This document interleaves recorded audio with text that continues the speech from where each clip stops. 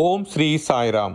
March 21, 2026 சுவாமி வழங்கும் இன்றைய அருளமுதம்.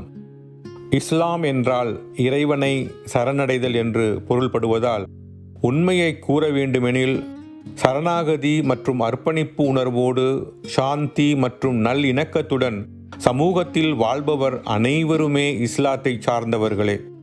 சிந்தனை, சொல், செயல் ஆகிய மூன்றும் ஒருமித்து இருக்க வேண்டும் என இஸ்லாம் வலியுறுத்துகிறது.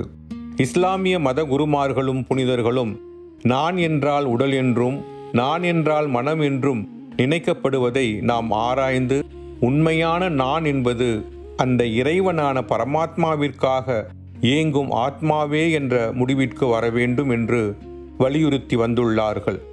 புனித ரமலான் மாத நோன்பும் தொழுகையும் இந்த உணர்வை தட்டி எழுப்பி வெளிப்படுத்துவதற்காகவே வடிவமைக்கப்பட்டுள்ளன. எந்த மதமாக இருந்தாலும் ஒற்றுமை, நல்லிணக்கம், சமத்துவமான மனநிலை ஆகியவற்றையே வலியுறுத்துகின்றன. எனவே பிரேமை, சகிப்புத்தன்மை மற்றும் கருணையை வளர்த்து கொண்டு அந்த சத்தியத்தை ஒவ்வொரு அன்றாட செயலிலும் எடுத்து காட்டுங்கள். இதுவே என் ஆசிகளுடன் நான் உங்களுக்கு அளிக்கும் திருச்செய்தியாகும். தெய்வீக அருளுரை ஜூலை 12, 1983. தெய்வத்தை சரணடைந்து பக்தியும் பிரேமையும் நிறைந்த இதயத்தை வளர்த்து கொள்வதன் மூலம் ஒருவர் வாழ்க்கையின் அனைத்து சவால்களையும் எதிர்கொள்ள முடியும் என்கிறார் பகவான் ஸ்ரீ சத்திய சாயி பாபா. ஓம் ஸ்ரீ சாய்ராம். ஓம் ஸ்ரீ சாய்ராம். ஓம் ஸ்ரீ சாய்ராம்.